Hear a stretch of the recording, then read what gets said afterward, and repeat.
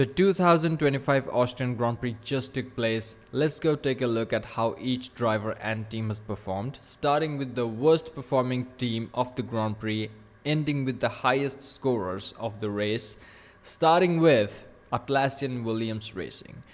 These guys have a new curse, which is the electrical boogaloo curse. No one seems to understand the bottom of the curse, but I'm pretty sure these guys are looking into it. The first curse that Williams had, which was a long time ago, was a shit car.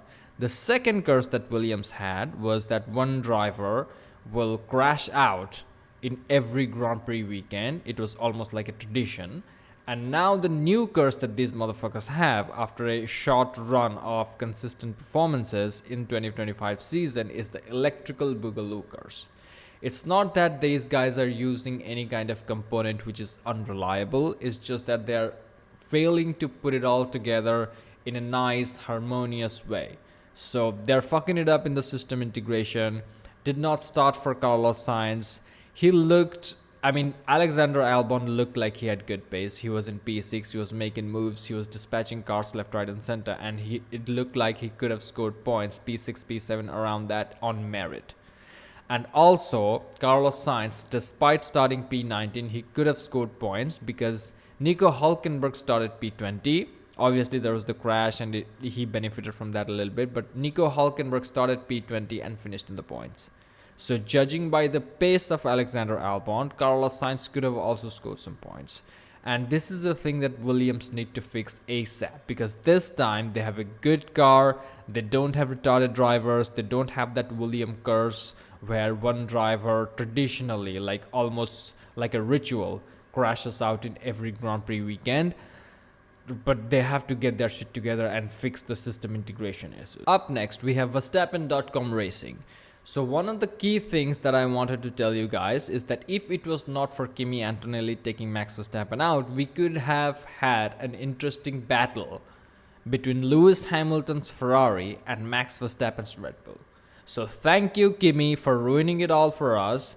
It would have been nice to see a fun battle, Lewis and Max, for P5 or P4 or something like that. Lewis finished P4, so I guess the battle would have been for P4. George Russell's pace was nowhere, so it would have been a straight fight between Lewis and Max, just like the good old days, not for any podium positions, not for the race win, but just for fun in the Red Bull ring. So thank you, Kimi, for ruining that all for us. Now let's move to the other side of the garage. It's a depressing story. I just watched Yuki Tsunoda's post-race interview, and this guy was beating himself up, and he should. Because when you start P18, one of the key things you could do is not fuck it up, don't have any crashes, have an uneventful regular race. Even if you cannot make that many places up, which you clearly didn't, the least you can do is not damage the car, not pick up some penalty points on your super license, and just have a clean race, and Tsunoda fails to do that as well. And this is a problem that the Japanese guy had even when he was in AlphaTauri or Toro Rosso or whatever the fuck you call them. So Yuki Tsunoda is a messy driver every time he is, starting in the middle of the pack, which is, his entire career. He always mixes it up. He always hits someone. He had a crash with Lance Stroll, for fuck's sake, while trying to overtake him for, in turn 3. He pushed him wide, and obviously it was Yuki Tsunoda's corners, and I don't think he did anything wrong. But if Lance Stroll, you can easily avoid Lance Stroll. So just let him go ahead a little bit, and then you will have DRS all the way to turn 4. You could have made the pass without making any contact with Stroll. Then the thing with Colapinto, that was unnecessary as well. If you are a Red Bull, and Colapinto is your main rival in the race, and you are hitting him, Colapinto, this is probably his 6th race or 5th race with the Alpine team. So Yuki Tsunoda needs to do better. The least he could have done is not to have an eventful race. He could have just kept it clean. And Christian Horner said that in the post-race interview as well. He said that our car is difficult to drive, but it's not that difficult to drive. And he just nonchalantly said that, we'll try to help Yuki as much as we can. That's basically he said. And Yuki, in the post-race interview, just beating himself up. Guy is looking depressed. And it's unfortunate because this is his last year in Formula One. Let's be honest, ain't nobody signing Yuki. There was never a moment in Yuki's career in which you're like, oh my god, Yuki has lightened up the sectors. Oh my god, Yuki is making this amazing overtaking moves. Oh my god, look at the string of points finishes that Yuki Tsunoda had, in which he has put in amazing races. That was never the case for Yuki Tsunoda. I mean, yes, he's adorable little kid, whatever it is, Japanese guy. A lot of love for him. Nothing but love for Yuki Tsunoda for all of the things that he has done and achieved in the sport. But come on, man, you don't belong in with the big dogs. And the only reason why he is Max Verstappen's teammate is because Max Verstappen doesn't have a better option to have a better teammate. I mean, Red Bull actually doesn't have a better option than Yuki Tsunoda. They're not gonna put Liam Lawson back here again because of the failed experiment. They're not gonna put Isaac Hadjar because Hadjar is now confident. They don't want to kill that. Arvind Lidblad is too young, so they are now stuck with Yuki Tsunoda for the remainder of the year, and after the year is done, this guy will be discarded. So it'll behoove Yuki to go and talk to other series and see if he can get a seat as a motorsport driver, or he can always go to esports and start streaming. Up next, we have Alpine. I think these two guys had a good race. Based on where they started and considering the package that they had, I think Pierre Gasly could have executed his weekend better. I think he was just fucking it up on the tires prep. That's why he didn't have any grip. And a lot of people are going to lean into his excuse and say that, the car is undrivable and the car has issues and all that. Franco Colapinto had good pace. He was battling against Yuki Tsunoda. So when he was about to get lapped by the race leaders, Yuki was almost overtaken by Franco Colapinto. So he sends it down the inside. Obviously, Yuki Tsunoda also gets the position back immediately. It happened in turn 3. Franco Colapinto sends it down the inside, makes the position, runs a little bit too deep, allows Yuki Tsunoda to go past through. Decent move, decent battles, but he kind of fucked himself a little bit by running Oscar Piastri wide. Got himself a 5-second penalty. Not that it made a huge impact on his race results anyway. He was just finishing outside the points regardless of how hard he tried. A good race weekend from Franco Colapinto, I would say, from a pace perspective and from how much comfort he was feeling in the car. It seems like he was comfortable battling with other guys around him who probably had superior cars. I just said, he was battling with a Red Bull. You know what I'm saying? I mean, that Red Bull was driven by Yuki Tsunoda, but I'm just saying. So a decent race for them. Gasly could have probably focused on his tire prep a little bit better. I really still don't understand how this guy is the most stylish guy on the grid. It's unbelievable to me.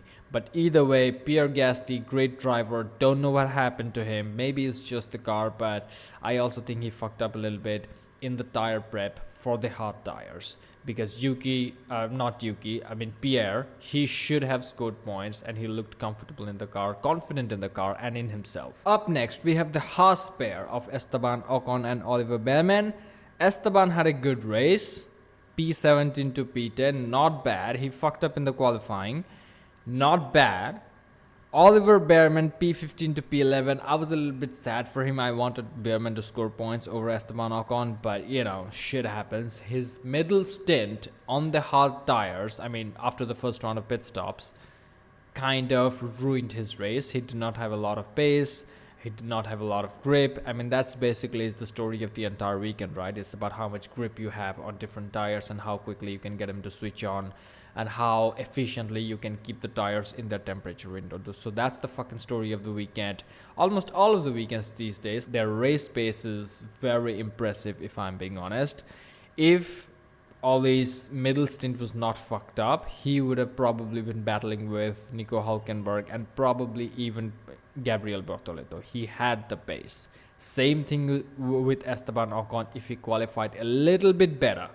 So these guys right now, their priority is and should be to fix their qualifying issues, whatever the fuck that is, and they will be up ahead consistently scoring points. So if these guys qualify just outside the top 10, in like P11, P12, like Fernando did for the Austrian Grand Prix, we'll talk about him in a second.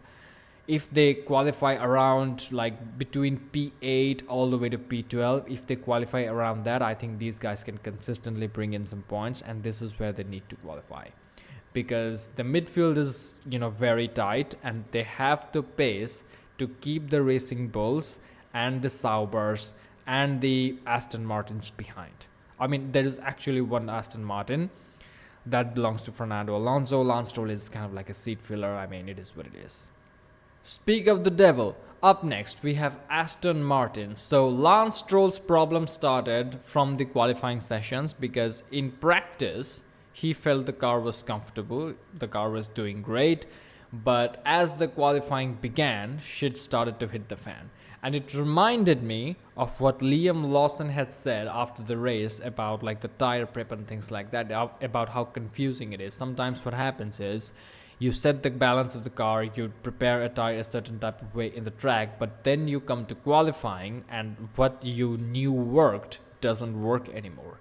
So that probably happened with Lance Stroll, but again, you'd never know if it is Lance Stroll or if it is the car or if it is the circumstances. Such is the enigma of Lance Stroll. So we'll never know about like the real issue that plagued the Aston Martin of Lance Stroll, due to which he qualified P16. But Fernando Alonso, man, what a driver. So right now he is on a 3-race point scoring streak. Started in Spain, then he also scored points in Canada, and now in Austria once again. And after qualifying P11, he said it in the post-qualifying interview that right outside of the top 10 positions, I feel confident that we're gonna go ahead and get some points. This is the energy we need from a Formula 1 driver. And if that's not impressive enough for you guys, let me tell you one more thing. He did a one-stop, and both of the tires that he used in the race were used. So the first stint, he started on a used medium, and the second stint, he started on a used hard tire. So as you can see, Fernando Alonso, both of the tires used AF, and he still managed to make the one-stop strategy work. What a giga Chad. It's unfortunate to see that he is spending the best years of his life, or has also spent the best years of his life, in shit cars, in uncompetitive teams. Someone needs to give him the best car. 2026 cannot come fast enough. Up next, we have Sauber. Nico Hülkenberg is also on a 3-race point scoring streak, and he still did not get the driver of the day. So in Spain, the driver of the day went to Max Verstappen, who hit George Russell deliberately. In Canada, the driver of the day went to Kimi Antonelli, because he's the teenager who got his first podium. And in Austria, despite having this amazing drive, motherfucker made 11 places in a Sauber. Yes, some people crashed out, some people DNF'd. I don't give two shits about that. He started P20, finished P9, and do you know who they give the DOTD to? Gabriel Bortoleto. This motherfucker started P8 and finished P8. They gave him the driver of the day. What the fuck did he do? All of the work, like he should have been the qualifier of the day. I'm okay with that. But Nico Hülkenberg absolutely got robbed 3rd time in a row from the driver of the day award. So great race from both of these two guys. Right now, what's impressive is that these two guys have good qualifying pace as well. Nico fucked up a little bit in his qualifying, and he admitted it straight up afterward. He said that these are the type of mistakes that I cannot and should not do at this stage of qualifying, especially when every point matters. But it is possible that from Silverstone onwards, they're gonna, this side of the garage is going to fix whatever issue they had in Austria in order to maximize their qualifying gains. And if they qualify ahead of the Aston Martins, if they manage to qualify ahead of the Racing Bulls, considering Williams are having a string of DNFs, they will be probably in the fight for like P6 or even P5 in the championship standings. So I guess we will see how that pans out, because right now, after 2 rounds of upgrades, first one in Spain and the second one I think in Austria, they had 2 upgrades, works perfectly. and it looks like they're going to be in the point scoring scenario for the upcoming Grand Prix. And in Silverstone, overtaking is still more difficult, so qualifying is critical, considering that their qualifying pace is better than the Haas and the qualifying stability and predictability is better than the Haas. I'm excited for these two guys. I'm happy to see Gabriel Bortoleto score some points. Let's see what he can do for the upcoming Silverstone Grand Prix. Up next, we have RB. First of all, big congratulations to Liam Lawson for out-qualifying Max Verstappen. I mean, in Max Verstappen's side, he was impeded by Pierre Gasly's yellow flags, but I think without the yellow flags, he would have just out-qualified Liam Lawson. But nevertheless, Liam Lawson in a junior car out-qualifies Max Verstappen, starts in P6, retains that position, makes the one-stop strategy work with Fernando Alonso on his gearbox for the entirety of the race, puts some respect in his name. You motherfuckers were calling him Liam Slowson. Guess who is not slow anymore? Now, obviously, he has now to continue this trend of performance, because if he does perform well, then there is a chance that teams outside Red Bull will want him in their car. And that's actually a good thing. And that's what Isaac Hadjar is also aiming for. Isaac Hadjar's race kind of got fucked up in Q2, because in Q1 he had a good lap, and in Q2 they kind of fucked up, and that's where his entire race got undone. And it's very difficult for him to, make up all of these positions. And he was actually running in the points, but then he had some floor damage. Probably he rode the curb somewhere like between turn 6 and 8. So he had some floor damage like for the last 15 laps of the race, and that's why he got overtaken by everybody, including, Nico Hulkenberg and then Esteban Ocon. All these people overtook Hadjar. Just a sad race for him, because he had the pace. Despite starting from P13, he could have scored some points. It was looking like double points finish for RB. Would have been great if both of the Red Bulls were out of the points, because Verstappen retired and Yuki Tsunoda is, he's just shit. It would have been great to see both of the Racing Bulls in the points, but, I guess we cannot have all of the good things in this world. So great performance by Liam Lawson, and they have a good car right now. They have two drivers who are feeling confident in the car. Isaac Hadjar kind of got compromised, especially in Q2, and then he had the floor damage in the race, but the pace is there, the confidence is there. These guys know their business, and Lawson has been in this place. Lawson knows how to fight tooth and nail for all of the last point scoring positions.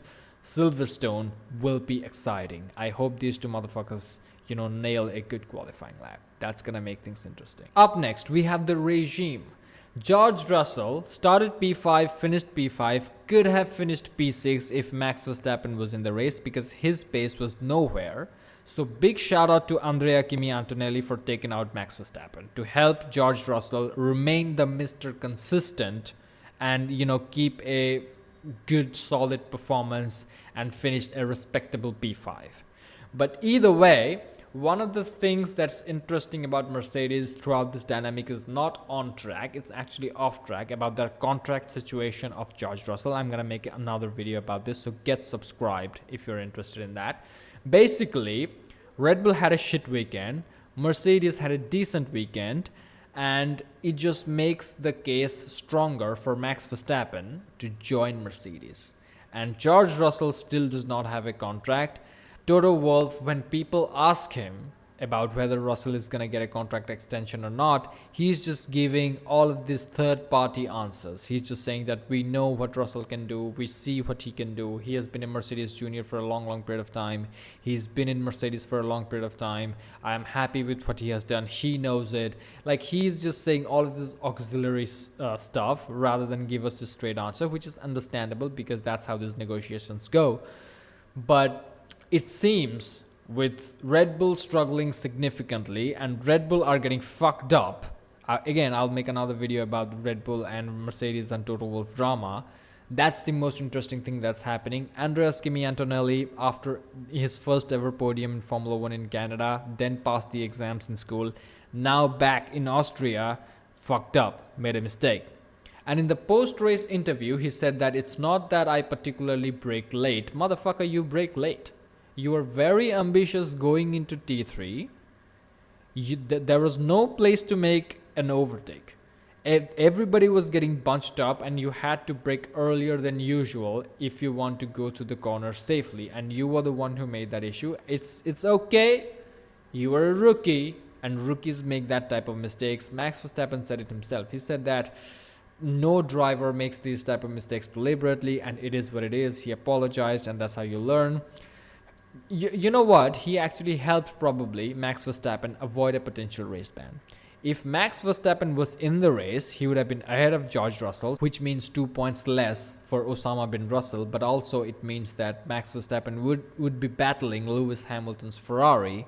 And if Max Verstappen and Lewis Hamilton remembered their 2021 memories and decided to clash again, then Verstappen would have gotten a race ban. So in a way, Kimi Antonelli helped Max Verstappen, I guess. And it is what it is. So let's see what these two guys do in the Silverstone. Up next, we have Scuderia Ferrari HP. We have to say HP. They had the best race of this season so far. Lewis Hamilton, best ever starting position for Ferrari. Best ever finishing position for Ferrari. Couldn't have done anything better than 3 and 4. Yes, it sucked a little bit that they were like trailing a lot behind the McLarens. But you know what? Considering how this season has panned out with all of the controversies that is happening and all of the media scrutiny that's happening on Ferrari and the pressure on Fred Vasseur and all of the fake news by different Italian media and the internal bureaucratic battle, considering all of this, these two motherfuckers did really great. First of all, shout out to Lewis Hamilton for overtaking George Russell back before the lap 1 safety car. Russell overtook Hamilton like I think at turn 4 or something, and then Hamilton continued to stick around the outside and was back ahead of Russell by turn 8. So big shout out to Lewis Hamilton, motherfucker still got it. And Charles Leclerc, a little bit too ambitious trying to go for the lead of the race, but you know, decent race, decent pace overall. Lewis is feeling more comfortable in the car. He's getting more dialed in. I think the last round of upgrades, I think Ferrari bought some upgrades to Austria as well. It was a floor upgrade, I think. Let me go check it out. So the upgrades for Scuderia Ferrari HP floor edge and diffuser. So it's basically an aero package that has helped Lewis Hamilton get more comfortable behind the wheels of his Ferrari. Now obviously we all expected Ferrari to be a little bit competitive in the Austrian Grand Prix compared to Mercedes, Lewis's former team. And they were competitive. They were the second fastest team on the grid. But the problem is McLaren, man. These guys are so quick. And fortunately, they have 2 number 1 drivers, which is why the championship fight is still interesting. But these guys have to be happy. You cannot be disappointed with the performance that you have put in. And the pressure on Ferrari is immense. And all of the fans need to calm the fuck down a little bit. Okay? They have showed up with a shitbox this year, which is, you know, I mean, it is what it is. They have showed up with a new driver who has been struggling a little bit, who has some issues a little bit. And Lewis Hamilton had problems with the entirety of the ground effect era cars. So, you know, you have to give him a little bit of extra time to get acclimated to the car, which has happened so far. We have been to like 12 races now, and now both the drivers seem that they're in the groove. Hamilton has closed the gap to Charles Leclerc significantly. He is like around 2/10 behind Leclerc. Still not ideal. He is still 2/10 behind Leclerc in the qualifying pace. And the race pace of Lewis is very impressive. The race pace is impressive. He ran a little bit wide at one moment in the race in turn 3. But like apart from that, his race pace was good. He was setting fastest laps like in those circumstances as well. And his lap times were very competitive. So excited to see what Ferrari can do in the upcoming Grand Prix weekends. But the problem is, even if they do maximize their results, and right now it seems that Red Bull has fallen off as well, and Mercedes is only going to be fast in certain Grand Prix, so considering all of that, they're still going to be 3 and 4. So if Lewis somehow manages to qualify ahead of Charles Leclerc and keep him behind throughout the race, which I believe he can because he has good race pace, if he fixes his qualifying issues and qualifies ahead of Leclerc, then Lewis Hamilton can get a podium for Ferrari very, very soon. Up next, we go to McLaren. Alright, so the most important thing is Oscar Piastri's overtaking maneuver on Lando Norris. He made 3 mistakes. So that's the most important thing I want to talk about. So the first mistake Oscar made was in lap 11 when he was actually momentarily ahead of Lando Norris. What he did wrong was when he went to turn 3, he crossed the DRS detection point before Lando Norris. That gave Lando the advantage from turn 3 to turn 4 because that was the straight where Lando had the DRS. Oscar Piastri couldn't manage to keep Lando behind and Lando just breezed past him, maintained track position. Oscar could have, what he should have done is what Max Verstappen does. Whether you are on the outside, whether you are on the inside, keep your car almost half of your rival's car, not fully side by side, just half. Allow them to cross the DRS detection point first so that you will have DRS too. And then through the corner, you make the overtake. And even if you can't make the overtake through the corner, your goal should be to stick side by side, especially if you're on the inside. This time Oscar was on the outside. Either way, your goal is to stay side by side through the corner at least. So you are slightly behind your opponent going into the turn 3 so that from turn 3 to turn 4 you will have the DRS. And while taking the turn 3 corner, your goal is not to overtake them, not to cook your tires, not to, make any kind of 50-50 move, but just stay side by side and maintain that distance. Don't let him have a car length ahead of you. And then when the inevitable DRS comes, you can make the pass before turn 4 braking zone comes up. So that's the first mistake that Oscar Piastri has done. And he acknowledged it right after the race. What a great guy. He said that there are some things that I could have done differently, but when the opportunities come in the heat of the battle, you got to take him as it is. The other mistake that Piastri has done is to send that dive bomb move where he locked up around, I think, lap 20. So the problem with that is that he flat spotted his tires and that prevented him from going a bit longer. So when Norris pitted, I think around lap 21, Norris pitted and Oscar struggled to continue to have a decent level of pace. If he did not flat spot his tires, he could have continued for a few more laps and then had the tire advantage over Lando Norris in the later stages of the race. That's the second thing he has done. The third thing Oscar could have done differently is his entire strategy in itself. If you're starting in the yellow tires, the medium tires, your aim should be to keep Norris in touch and go distance and go for the one stop. You are not under any kind of threat from the Ferrari or like Max Verstappen is out of the race. Like it's good. Now you can experiment. You can split the strategy between two and see what pops up. So Oscar Piastri, he could have kept Lando Norris in touch and go distance for the first 20 or so something laps, and then Lando pitted out at like lap 21.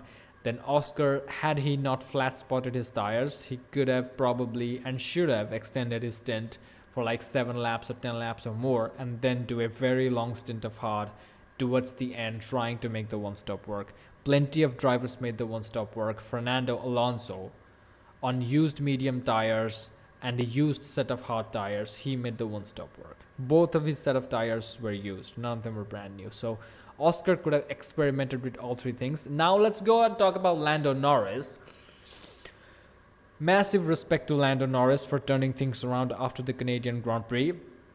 Didn't put a foot wrong. All of the sessions that Norris participated in, which is all of the sessions except FP1, he topped the timing sheets and he looked comfortable in the car.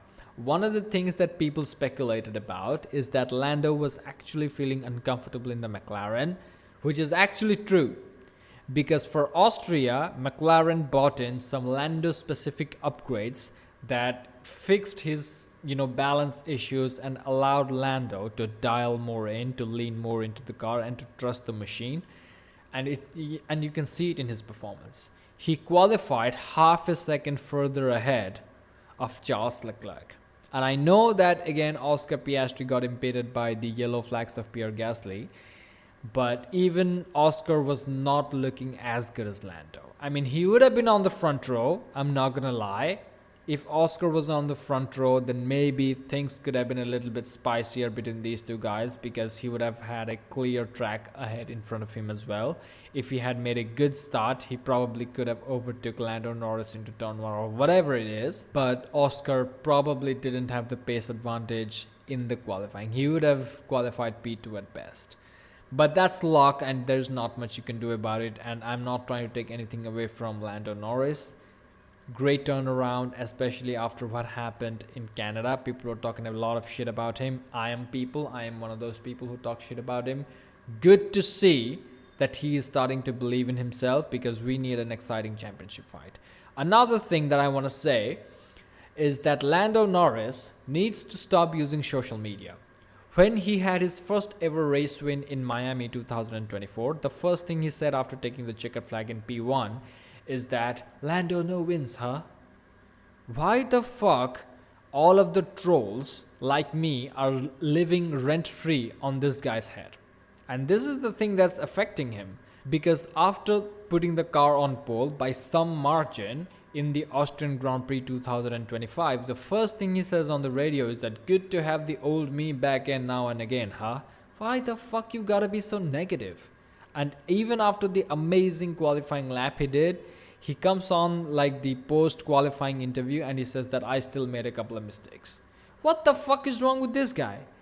But fortunately, after the race, he kind of got his shit together, and he said that, you know, it's impossible to be perfect, and like especially in high speeds, because you are constantly under threat, you're constantly under pressure, and you have to be on the limit at all times. So he's starting to understand that it's not about perfectly executing the things, it's about getting the desired result. That's the thing that matters. And yeah, good to have Lando back. Now the championship gap is reduced to, I think, like 15 points or something. We will see how this battle shapes up. We are now going to the Silverstone race, the British Grand Prix, Lando Norris's backyard.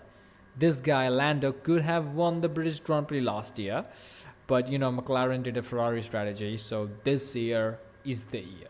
We will see how good Oscar Piastri is in qualifying around the British Grand Prix. This should be interesting. Thank you for watching, like and subscribe, and I'll see you in the next one.